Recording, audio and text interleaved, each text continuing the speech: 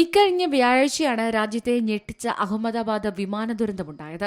അപകടത്തിൽ 229 യാത്രക്കാരും 12 ജീവനക്കാരും ഹോസ്റ്റലിൽ ഉണ്ടായിരുന്നവരടക്കം 274 പേർ മരിച്ചെന്നാണ് വിവരം. ഒരു യാത്രക്കാരൻ അത്ഭുതകരമായി രക്ഷപ്പെടുകയും ചെയ്തു.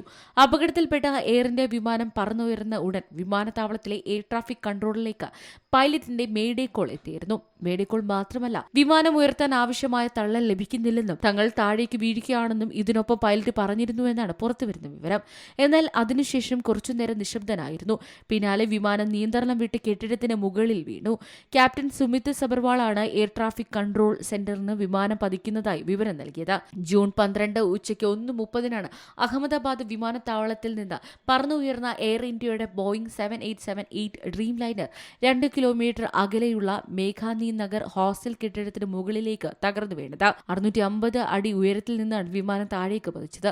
അപകടത്തിന് ശേഷം വിമാനത്താവളത്തിലെ റൺവേ ഉച്ചയ്ക്ക് 2:30 മുതൽ വൈകുന്നേരം 5 മണി വരെ അടച്ചിട്ടിരുന്നു. പ്രോട്ടോകോളുകൾ പൂർത്തിയാക്കിയ ശേഷമാണ് റൺവേ തുറന്നതെന്ന് കേന്ദ്ര വ്യോമയാന മന്ത്രി വ്യക്തമാക്കി. കേന്ദ്ര ആഭ്യന്തരമന്ത്രി അമിത് ഷായും ഗുജറാത്ത് ഉദ്യോഗസ്ഥരും സ്ഥിതിഗതികൾ നിരീക്ഷിച്ചു വരികയാണ്.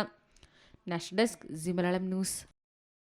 ഏറ്റവും പുതിയ വാർത്തകളും വിശേഷങ്ങളും വിരൽത്തുമ്പിലറിയാൻ സി മലയാളം ന്യൂസ് എല്ലാ ഡിജിറ്റൽ പ്ലാറ്റ്ഫോമുകളിലും ലഭ്യം.